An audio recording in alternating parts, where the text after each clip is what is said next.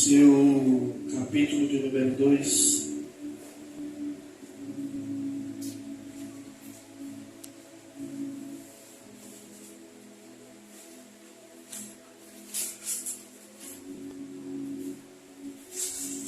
Marcos, capítulo 2, versículo de número 3 até o 12.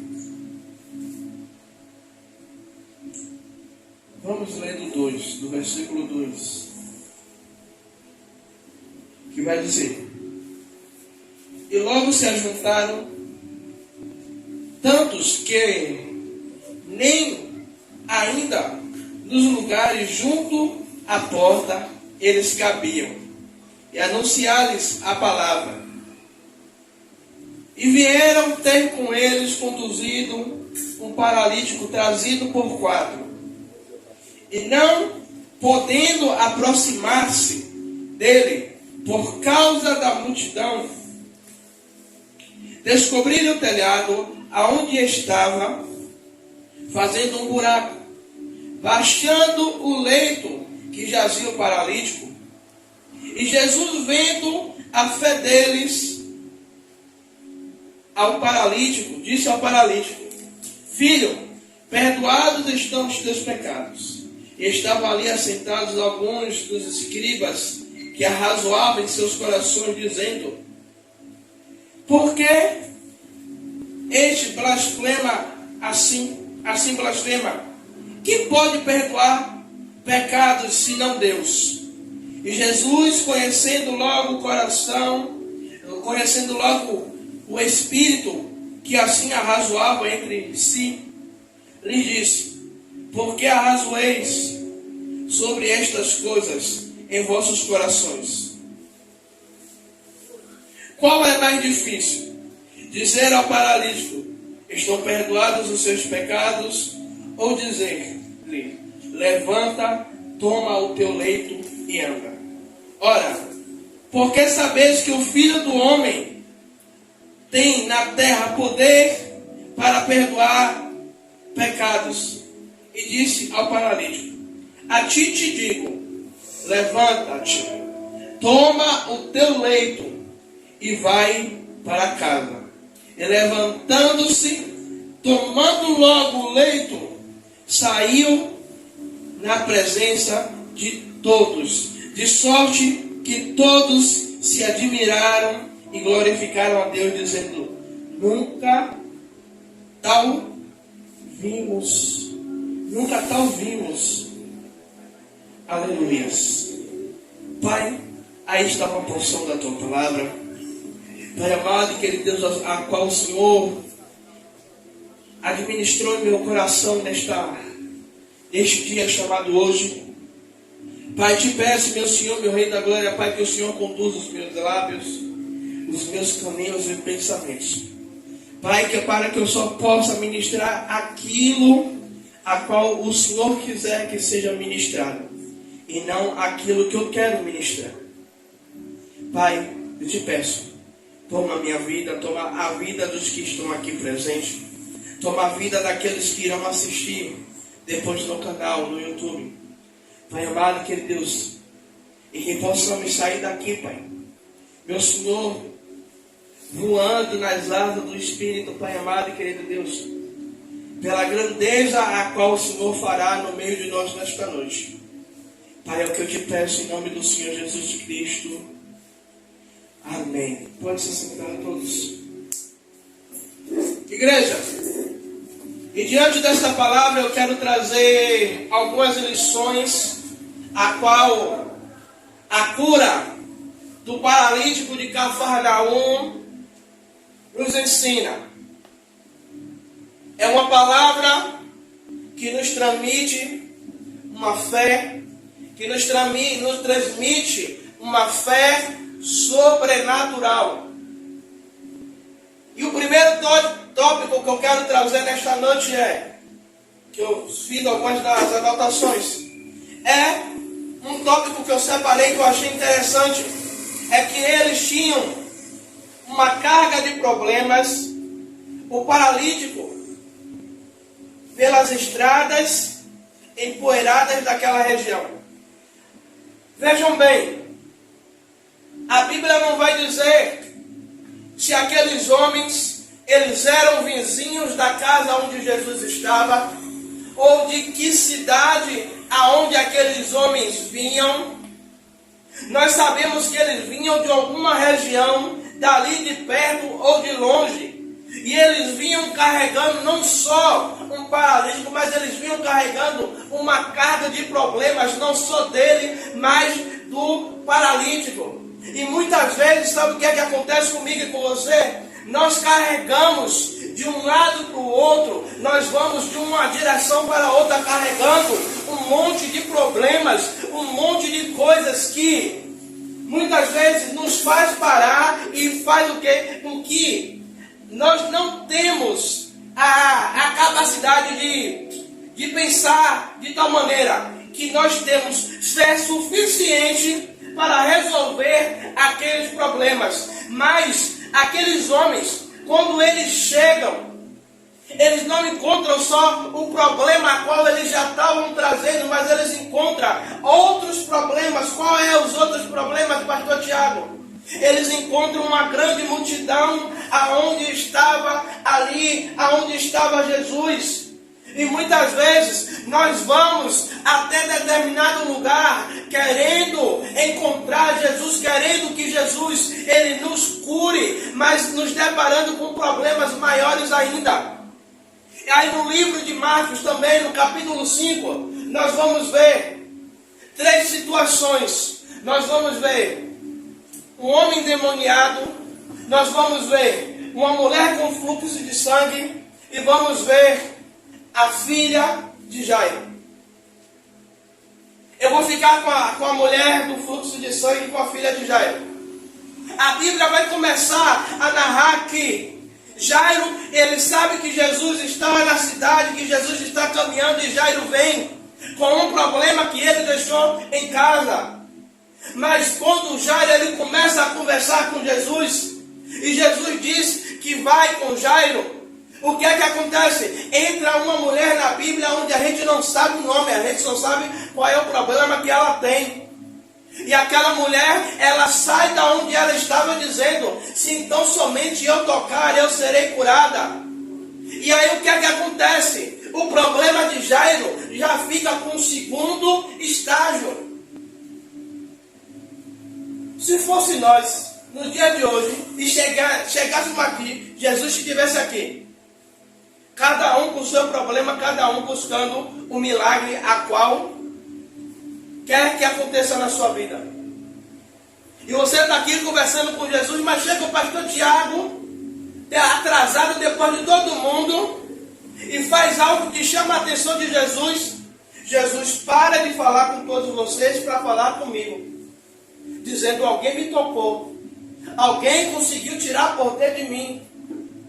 E naquele momento, aquela mulher, ela conseguiu atravessar um problema que era a sua doença, conseguiu atravessar um outro problema que era a rejeição do povo por causa do seu problema, e conseguiu atravessar um terceiro problema que era a multidão que apertava Jesus. Então, esses 4 homens chegando perto da casa de Jesus, eles tinham que fazer o quê? O segundo tópico. Estava tudo bloqueado. O que é que eles poderiam fazer?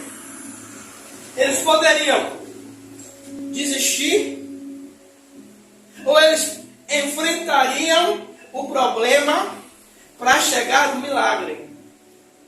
A questão é, nós estamos enfrentando os nossos problemas para chegarmos no milagre aonde queremos chegar? Muitas vezes o que é que acontece? Nós ficamos paralisados. A missionária pregou ontem aqui sobre a paralisia de Israel perante o gigante Golias. E muitas vezes o problema que temos enfrentado é o nosso gigante que tem nos paralisado, que tem ali nos feito passar não só 30 dias, não só 40 dias, mas ficar 1 ano, 2 anos, 3 anos. Até oramos, até buscamos, mas não temos força suficiente para enfrentar o problema, para arranjar uma solução, para pedir a Deus: Senhor, me dá uma estratégia, me dá uma direção, me dá algo para que eu possa fazer, para que eu possa obter o resultado a qual eu desejo.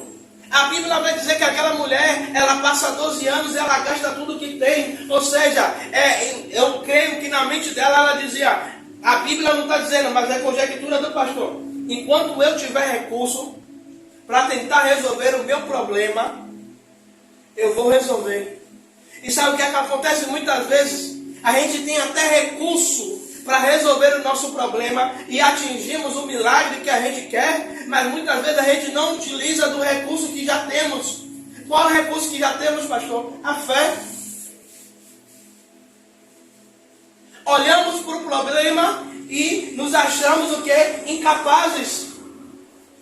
O exército de Israel era numeroso, Sérgio. Era poderoso. Mas eles, naquele momento, eles não colocaram a fé deles em ação. E aquele problema bloqueou a passagem de Israel.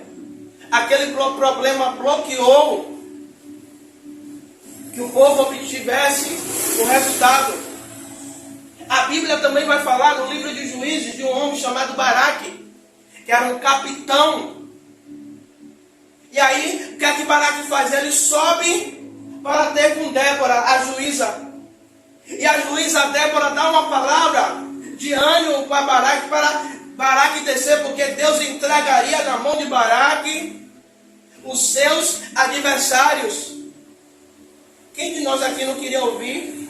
Você chega para conversar com o pastor, com qualquer outro, e alguém dizer: rapaz, vai na sua fé que Deus vai entregar os seus inimigos em tuas mãos. Aí o que é que Baraque faz? Eu só vou se a senhora descer, você descer comigo. Aí Débora vai dizer a ele: eu deixo. Mas a glória que ia ser para seu nome vai ser dada a uma mulher. Por que, pastor, Deus fez isso? Porque Baraque, naquele momento, ele desfez de uma coisa que Deus estava dizendo a ele: meu filho, eu estou entregando em suas mãos. Agora você só precisa de quê? Acreditar que eu estou com você e descer e enfrentar o inimigo. Sabe, quando vem os problemas, eu já preguei sobre isso aqui, o rei Josafá, o problema vem. O que é que o rei Josafá faz?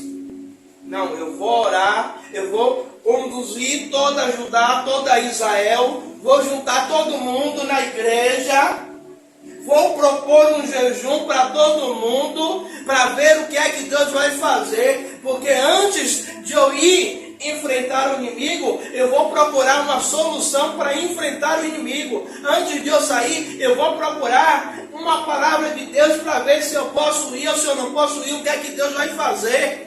E muitas vezes, sabe o que é que acontece? Nós achamos, porque somos filhos, o instinto de pai e o instinto de mãe o instinto de mãe ele é mais aguçado do que isso, do que o do pai. Que quando a mãe sente a sensação de perigo para seu filho, ela se adianta para que o perigo, o acidente não aconteça, ou algo pior não venha a acontecer. E muitas vezes a gente fica esperando essa sensibilidade de Deus, que Ele se adiante e de que o mal ele não chegue até nós. Mas a obrigação de se adiantar, vendo o problema chegar, e de se adiantar até Deus, é nosso. De que, Senhor, o problema está se levantando. Pai, eu tenho fé o suficiente de que o Senhor pode resolver esse problema para mim. E aí o que é que aqueles homens eles fazem? Eles param, eles olham ao redor, eles observam, Sérgio, a situação, eles observam o que é que eles poderiam fazer naquele momento.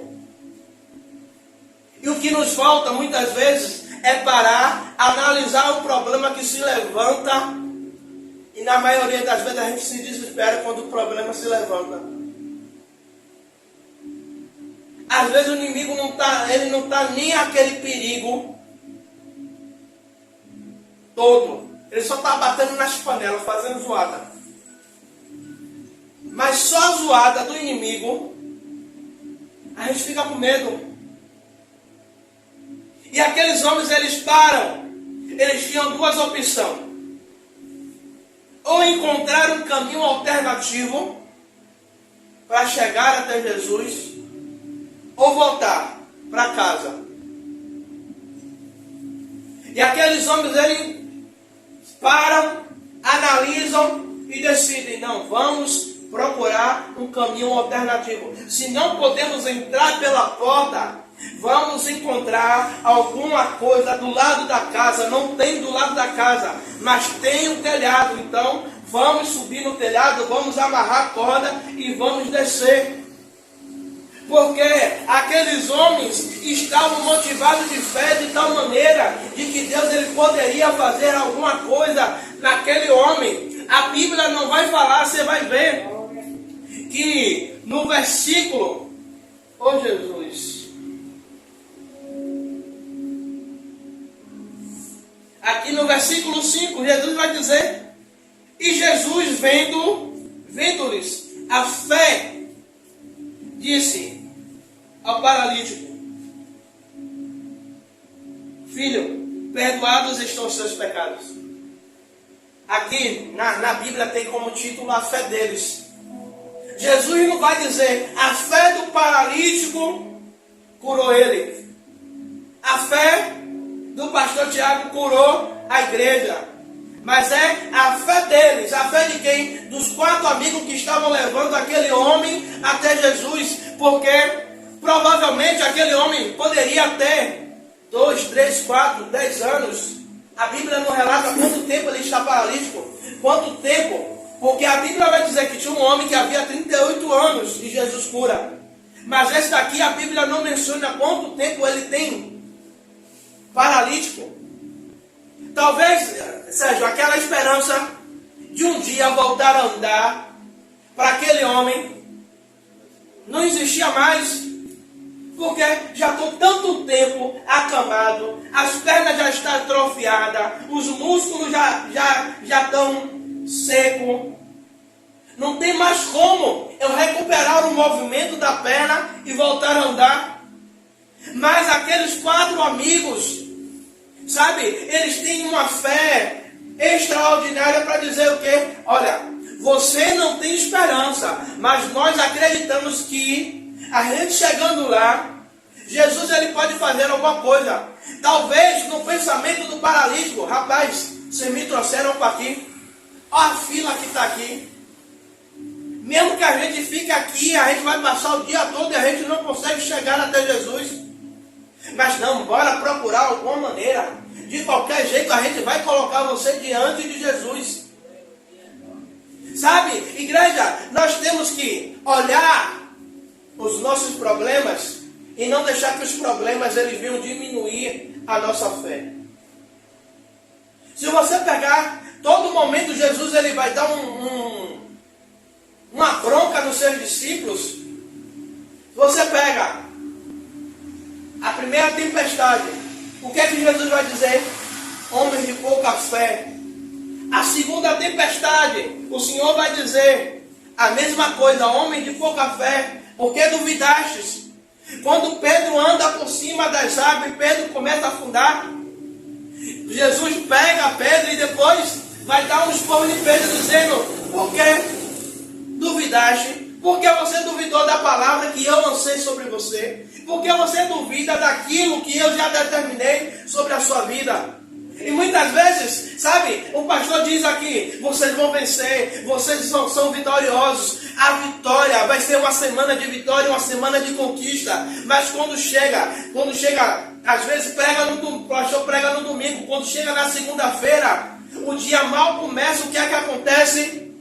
Vem algo para nos desestabilizar, para nos desestruturar, para não termos fé o suficiente para acreditar que Deus ele pode operar.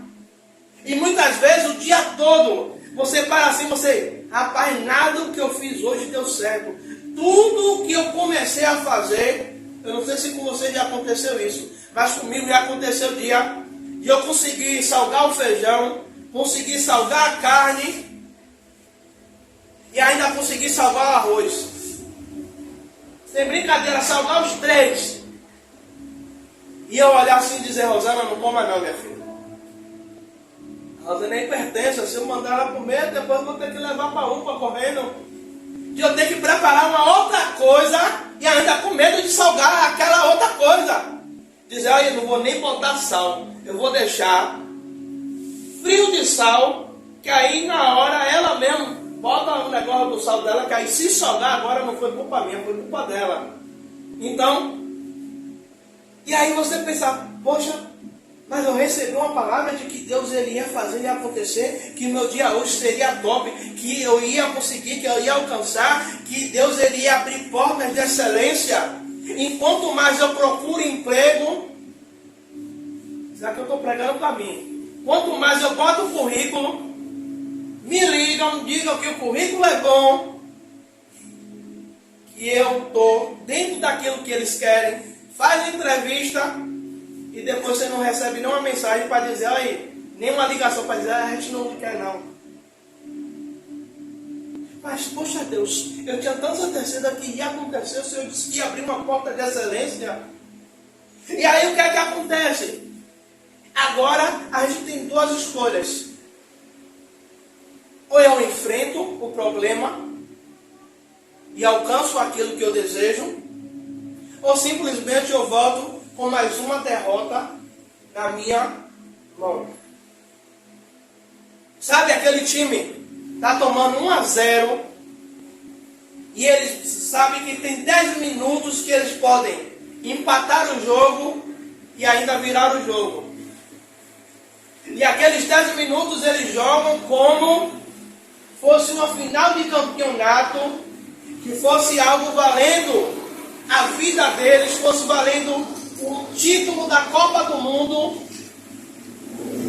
E eu já vi time com um a menos conseguir empatar, conseguir virar e ter a vitória.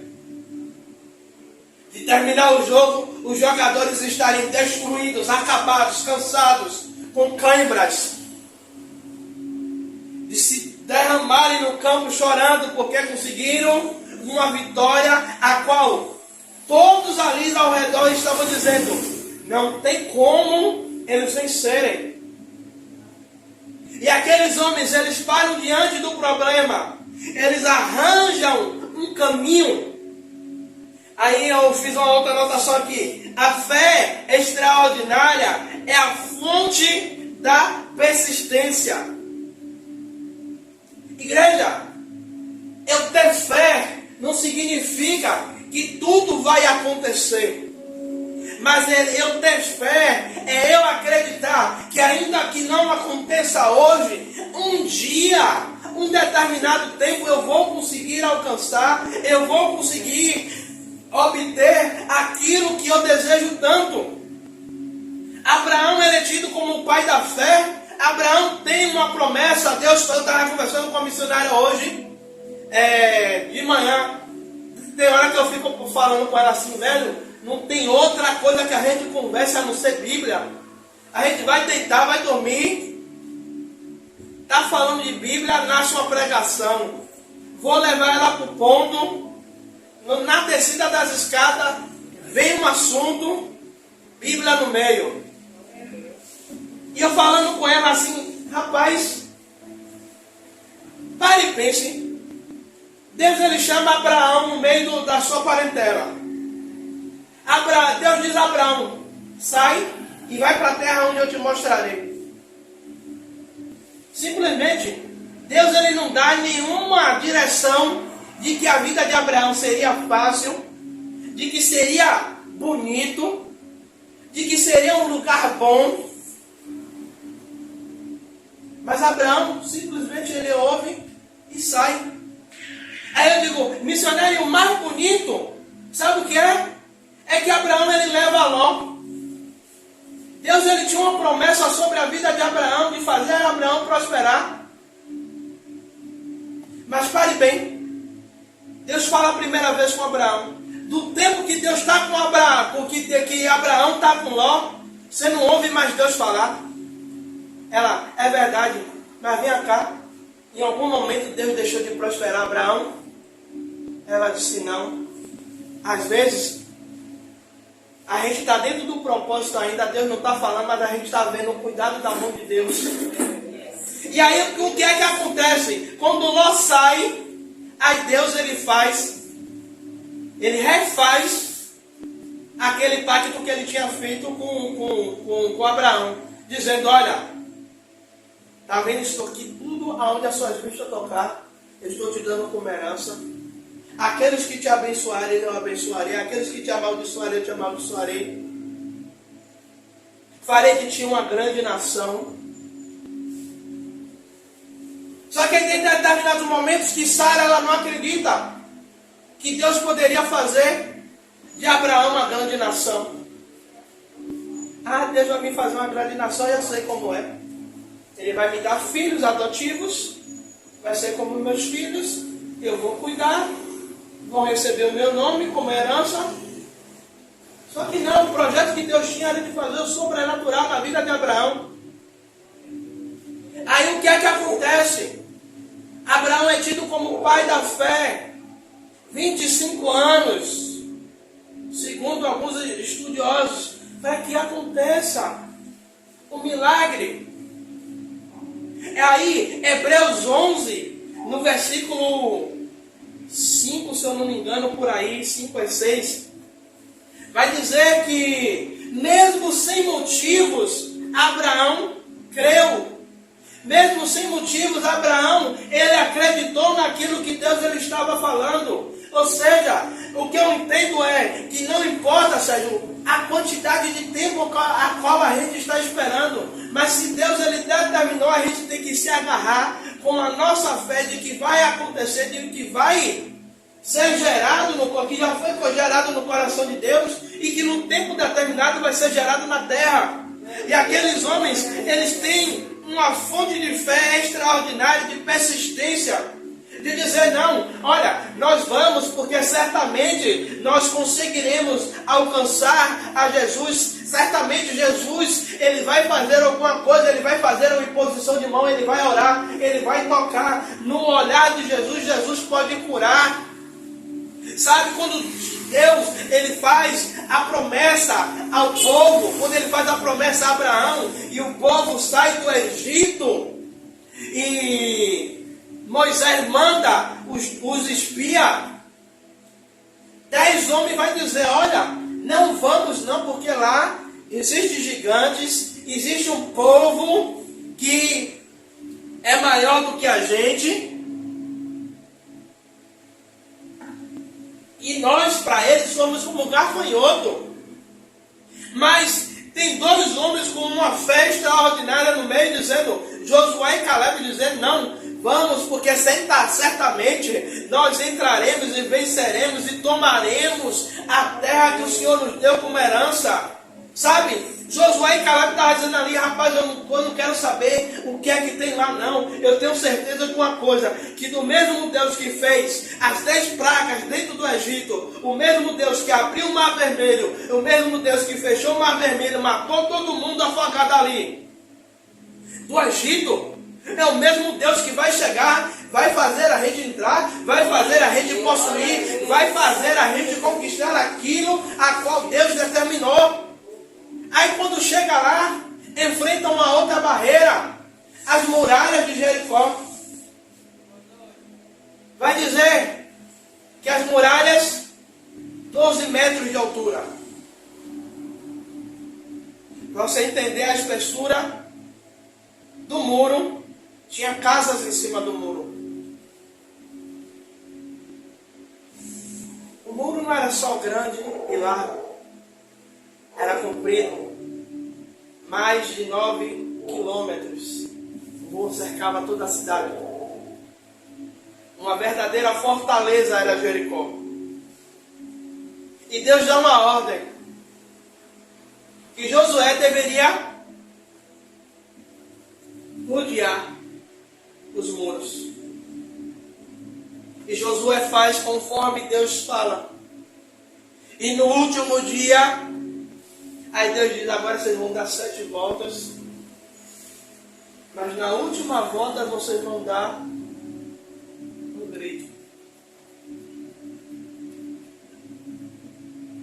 Aí vem cá, se Deus fizesse assim comigo com você, aí, para você conquistar aquilo que você quer, você vai ter que dar não sei quantas voltas.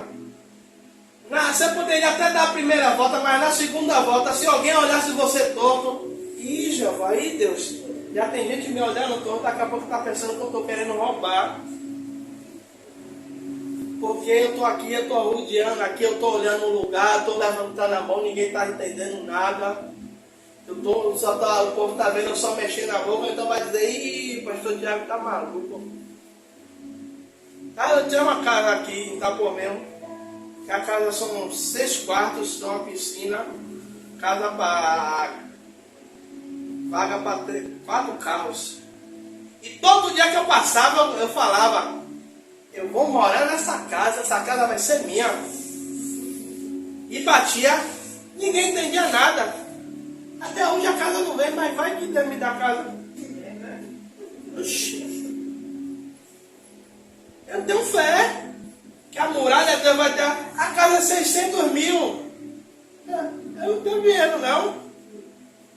Mas vai que Deus diz, meu filho, eu achei graça em você. Eu vou levantar alguém para pagar a vista, para passar a casa para seu nome. Eu tenho fé. Deus sabe que eu não me importo com grandeza, com luxo. Mas se tiver dentro do agrado dele de me dar, eu não vou ser abestalhado para dizer, Senhor, eu não quero não. Senhor, eu quero. Cai a boca, já bota a família toda dentro de uma casa só. Já cato minha mãe, já cato minha sogra, já faço um catadinho, boto todo mundo dentro da casa, a outra avó de Breno, já boto todo mundo dentro da casa, mora todo mundo junto. Mas o que nos motiva é ter essa fé extraordinária. A sua fé em Deus motivou a superar as barreiras. Gente, a gente tem que entender uma coisa. Sabe o que é que motiva a um atleta a vencer? Não é a sua qualidade de melhor do mundo ou a sua qualidade de alcançar marcas incríveis. Mas o que motiva a um esportista é o que? É as dificuldades que eles encontram no dia a dia para alcançar as marcas a quais eles estão alcançando. Sabe qual é o desejo deles? Não é encontrar ali outras pessoas fracas, mais fracas do que ele. Eles querem sim atletas a nível deles, a altura deles, para quê? Para que quando eles vençam, sabe, para que quando vocês vençam, as pessoas não digam, ah, venceu porque era fácil. Ah, venceu porque Deus estava cercando. É a mesma coisa. Quando o Satanás ele chega diante de Deus, ele vai dizer, ah, Jó, seu servo, ele te adora porque ele é o seu queridinho, o Senhor dá tudo para ele, o Senhor cerca ele. Sabe, o Senhor não deixa ele passar dificuldade. Ele tem tudo o que ele quer, o Senhor tem feito ele prosperar. Sabe, a tua mão está sobre ele. Cara, deixa eu tocar.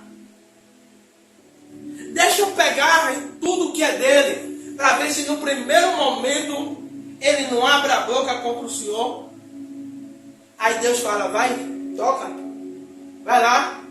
Você só não tem permissão para tirar a vida dele, mas vai arrancar tudo. Aí o que é que Satanás faz? O que ele é especialista em fazer: destruição. Mata os 10 filhos de Jó, bota o povo para roubar Jó, e no final de tudo, Jó fica um cadáver, um morto vivo, fedendo, com chagas, tendo que se coçar com caco de telha. Imagine aí, se uma pessoa com uma ferida que não trata, já fede. Isso nos dias de hoje, com as tecnologias que a gente tem para cuidar. Imagine naquele tempo que não tinha os anti-inflamatórios que tem hoje. A fé dentina que não era chegar de junto de Jó. Aí Jó vai dizer, do diabo está doido que Jó abre a boca para dizer e amaldiçoar Deus. Mas Jó vai dizer, olha, a mulher vem, amaldiçoa-se entre Deus e morre. Mas Jó vai dizer, ei, olha, Deus me deu, Deus tomou, bendito seja o nome do Senhor. Sabe o que é isso? Em momento nenhum, Jó vai atribuir a sua desgraça ao diabo, mas ele vai glorificar a Deus. Sabe o que é isso, igreja? É no momento da maior dificuldade. Ah, pastor, os boletos estão chegando. Glorifica a Deus. O aluguel está atrasado. Glorifica a Deus. Eu estou para cortar minha luz. Glorifica a Deus. Glorifica. Aí sabe, o meu gás, mês passado ele foi, sabe que é um gás resistente? Eu digo, não é possível não, tem uma mangueira da Petrobras enfiada nesse bujão aí que, olha, o mês todinho,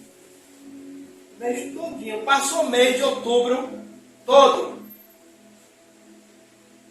e eu não faço comida para 2, 3 dias, praticamente eu faço comida todos os dias.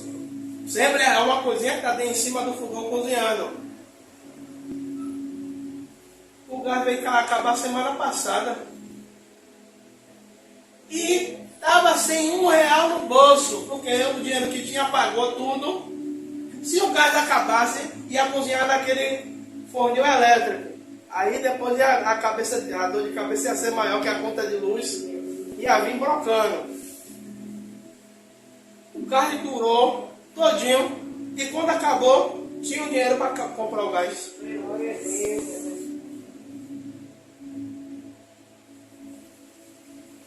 Enquanto a gente está glorificando, Deus ele está nas mínimas coisas. Enquanto a gente está tendo fé em meio ao caos, Deus ele está dizendo, olha, em meio a tudo que você está passando, em meio a tudo, a todo levante, a tudo que você está passando, você não tem negado a fé. Você tem se mantido firme. Tem pessoas que estão olhando para você e estão dizendo, eu não sei como é que está suportando, como é que está de pé ainda. Às vezes a gente está igual esses coqueiros daqui da aula. Todo empenado, todo torto, porque o vento está batendo. Às vezes eu passo e fico olhando Jesus, como é que esses coqueiros ainda não arriou. O filho está todo torto, todo troncho, mas ainda está de pé. O bambu, você já viu o bambu numa tempestade? A vara do bambu ele vai até o chão. Eu não sei se dona não estou chamando a senhora de Vera não, porque a senhora... O bambu, o vento, bota ele até o chão. Ele vai até o chão. Aí você pensa, ih, quebrou. Que nada. Daqui a pouco, quando passa a chuva, ele vai voltando para o lugar assim, ó.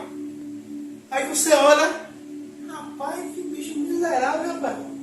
Depois de uma chuva daquela, o vento arrancou o telhado todo, arrancou tudo, e o bicho está em pé. Sabe o que é?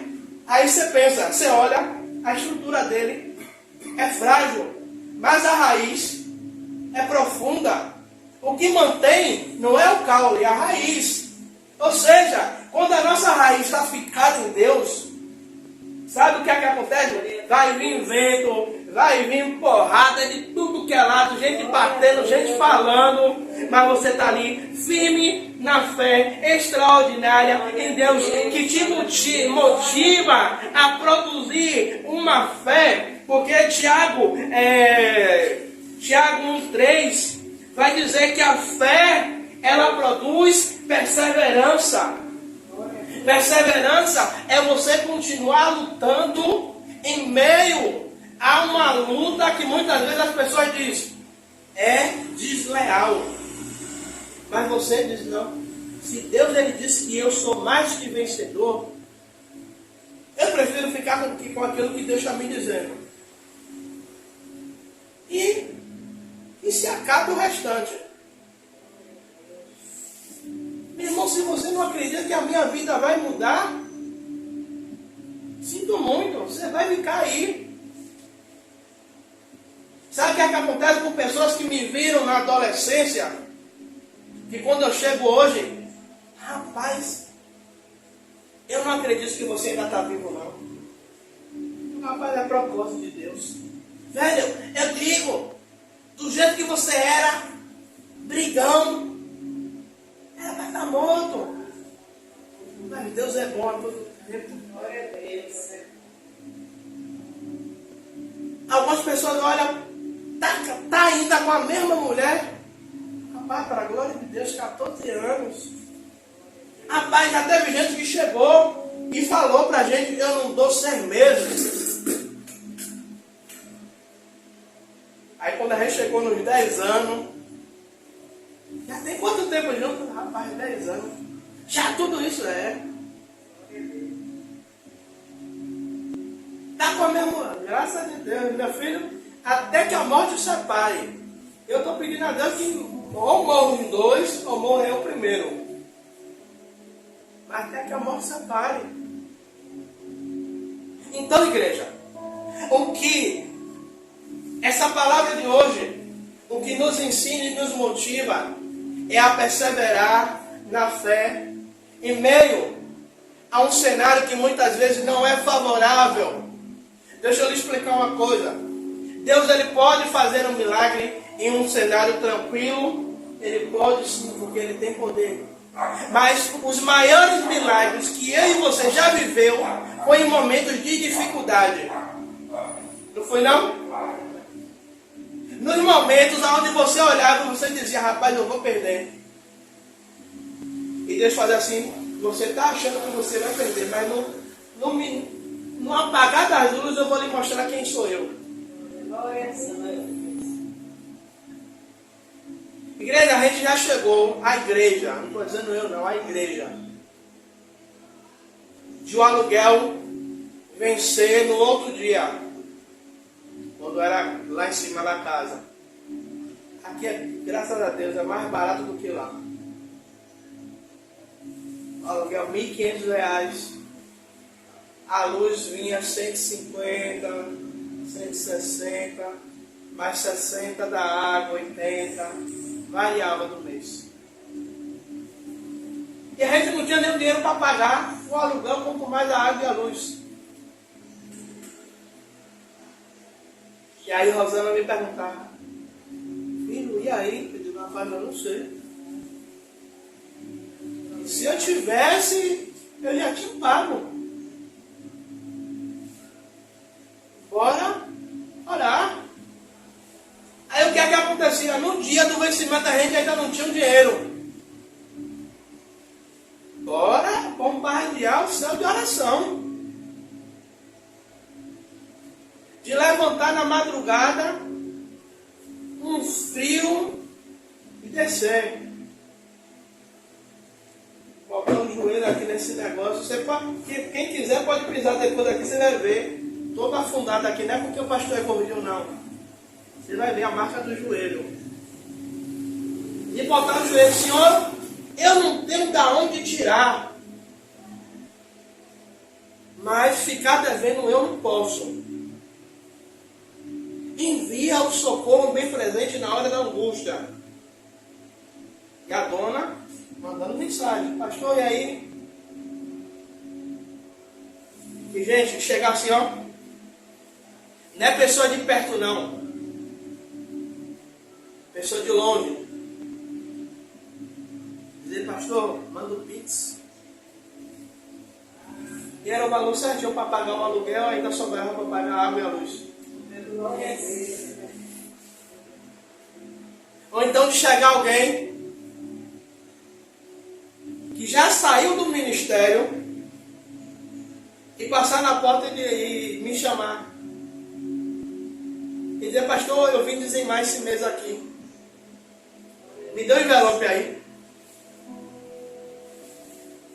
Eu dou um envelope. irmã que não congrega com a gente, passou quase 7 meses ofertando no ministério, no momento que o ministério mais precisava. E eu pedi, Senhor, levanta uma pessoa para poder nos ajudar. E a pessoa chegou, pastor, Deus tocou no meu coração. E digo, olha, Deus está falando. Complete aí, meu irmão, para ver se foi a mesma coisa que eu pedi a ele. Aí senti no meu coração de, durante um tempo, eu ser uma ajudadora dessa obra. Todas as vezes que cair o meu dinheiro na minha conta, a primeira coisa que eu vou fazer a transferência para a igreja.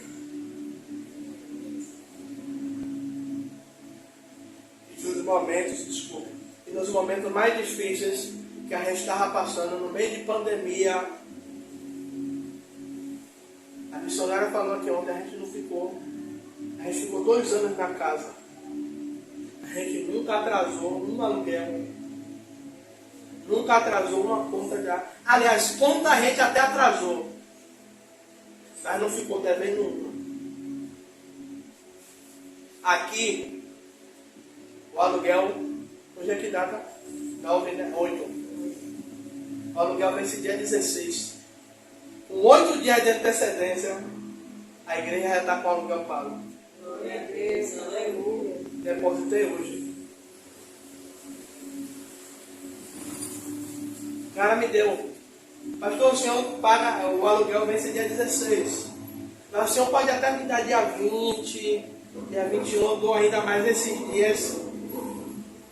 Igreja, todos os meses a gente paga por 8, 9 dias de antecedência. Pela fé. Pela fé. Porque financeira a gente não tem. Mas tudo que a gente faz é pela fé. É acreditando que Deus ele vai mover. É tendo uma fé que muitas vezes é uma fé maluca. E o povo diz, tem hora que eu não acredito não. Mas é essa fé em Deus, sabe?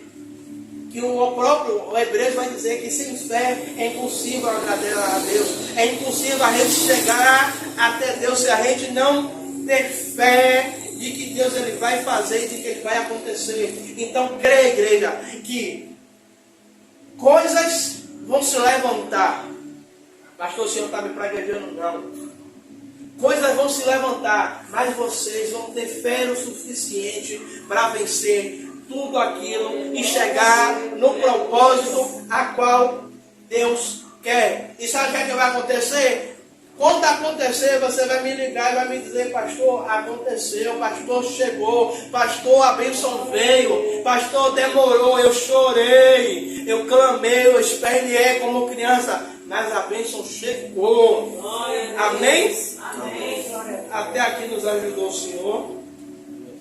A gente vai para casa mais cedo hoje que está chovendo, está fazendo um friozinho.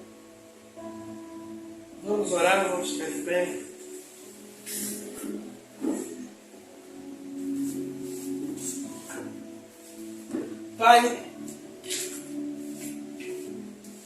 Pai, eu quero te pedir, Pai. Pai, honra a fé dos teus filhos, Pai amado que é Deus. Pai, assim, Pai, como esses 4 paralíticos, meu Senhor, meu Rei da Glória, Pai, tiveram fé, Pai, o suficiente, Pai amado que é Deus, Pai, para, meu Senhor, chegarem diante do Senhor e terem fé do que o Senhor poderia fazer sobre a vida deles. Pai, eu te peço, meu Senhor, Rei da Glória, Pai, que a mesma fé, Pai, que motivou a esses homens, Pai, a alcançar o milagre, Pai, desse amigo. Pai, motive a tua igreja, motive o teu povo, motive, meu Senhor, aonde essa mensagem chegar, Pai amado e querido Deus, Pai. Oh, Senhor, honra a fé dos teus filhos.